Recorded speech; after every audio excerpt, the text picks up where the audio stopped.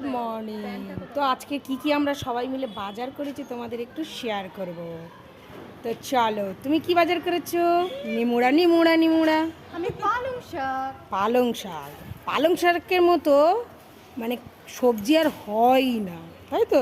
কে কে ভালোবাসে কমেন্ট করো। কমেন্ট করবে। আর ইনি হচ্ছে ও ম্যাডাম, তো পটল পটল পটলের কি করবে তুমি? পটল ভাজা। দেড়মা দেড়মা দেড়মা, ঠিক আছে।